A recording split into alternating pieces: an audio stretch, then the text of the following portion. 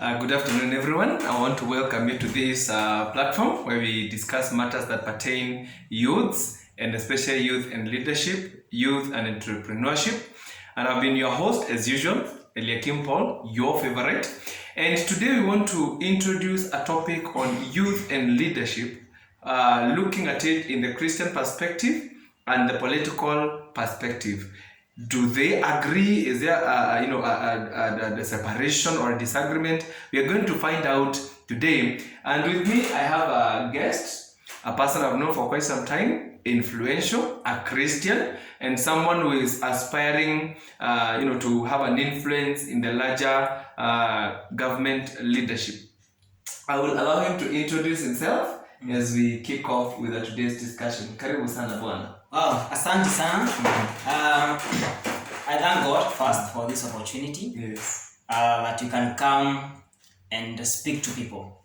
My name is Kelvin Getao, a youth leader, an entrepreneur, and I'm also, just as you have said, a person of interest in the national leadership. All right.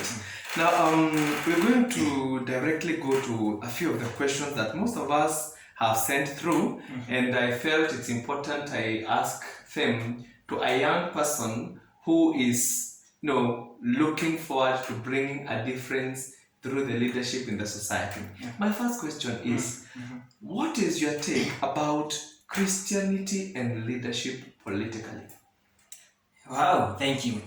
First, allow me, as a born-again Christian, to first base this discussion from the Word of God. I will say, we are born leaders.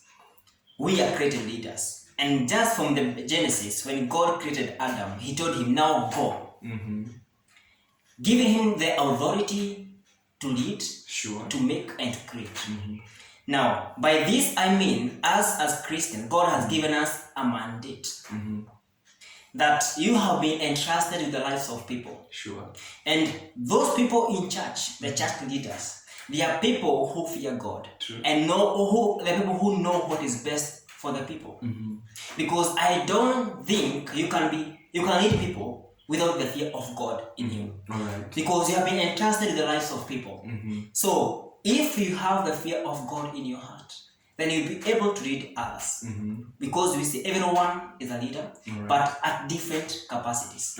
But where you lead, let the fear of God be seen. All right. Now, being a young leader, and from the Kenyan perspective, young leaders or other youths, they have little or no influence politically. And I want to ask you two questions. One, do you feel that the Kenyan Constitution have given youths enough room to exercise leadership and to show their leadership ability? Do they have that act where leaders, youths are allowed to take the mantle and lead? Two, looking from the young leaders who have been coming up in Kenya, even those that are in position, you'll see, for example, we have one of the youngest member of parliament from Meru, and at any time he speaks and he challenges those that are in leadership, you'll hear some statements like, you're just young, you should let the elder to the older people in politics to groom you through. Do you feel, even with the present positions that youth have been given, as they're given the weight they deserve, that their voices can be heard? Oh, thank you. First, allow me to start with the policies that the government has put in place. Where we think the government should be in the forefront to make sure that the policies they put across, they are policies that will allow all people from all races to be able to vie and have positions of leadership. But just to start with, the Kenyan government has put restrictions in Kenyan universities where young people can grow and perhaps get opportunities to read. So the government has gone to an extra mile to go even put restrictions where you cannot be able to fully exercise that leadership. So the chance that we only had has been taken away. Another thing I'll say to the public, because there's this belief that the young people cannot be able to lead. I want to judge all Kenyans and say that we have Kenyans, young people with talents, gifts, and people with the ability. They have the knowledge, they have been educated. They can do even much more. So first is to the government, and second is the public. Let create policies as the government and a good environment where this young leader from the university or from the college can be able to feature in and be able to grow in leadership. Number two, let the public look leadership in another perspective. Because in leadership, it's not about years. It's not about how old you are. Leadership is what you can do for the people. If there is a vision in your heart, and that's why Martin Luther King said that I have a dream, that one day it shall come to be. So you must have a dream in you.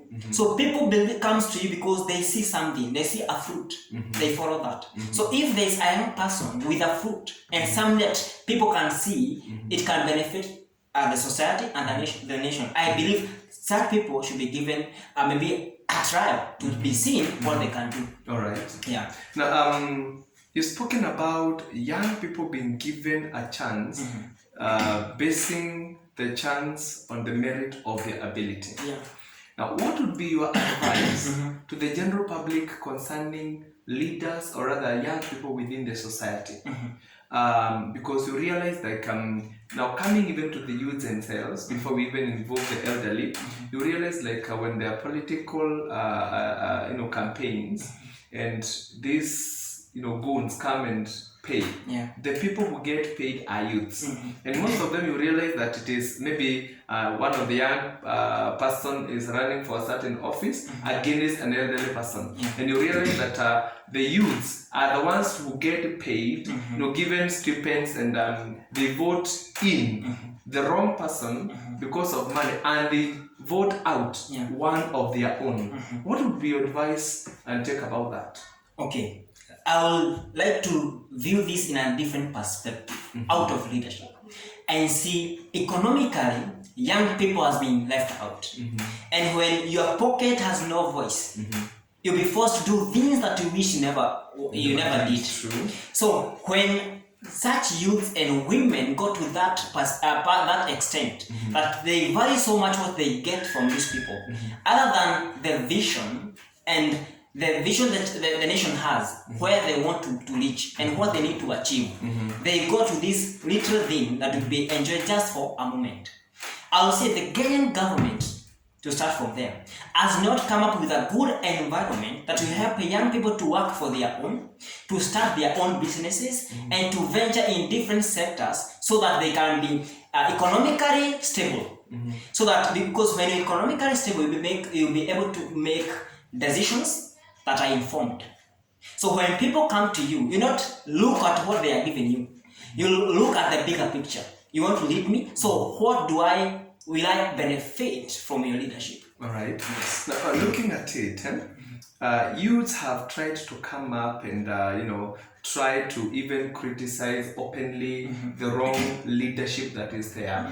And recently we had this young man who had done a narrative, King Kaka, and he was actually speaking the whole truth as it is. But looking behind the scenes, we have seen him getting arrested, he's treated badly, he's put into the police cell.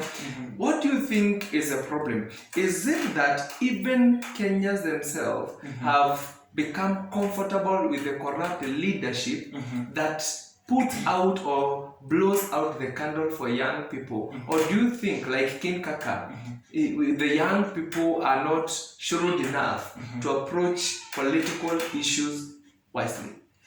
First, I'll say unity is strength. And when you go in a fight on your own, high chances are you'll be defeated. You lose. And that's what happened to the young people of this nation. Because when one person stands and speaks the truth, there are no one to come and support. Because we expect if a youth come to speak on behalf of other youth, the rest should come and support. So that those who are targeted, they will hear the strength of it, the impact, and they'll be able to change eventually. So first I'll say that those in government, they know it is true. These corrupt issues exist. They know that there are vices, there are things that have been done in government where openly we say they are not correct. Then, when we address them as young people, I think it is good to stand together. When a young person has to fight a vice in the government, it is good to stand together and fight for what is right for the young people.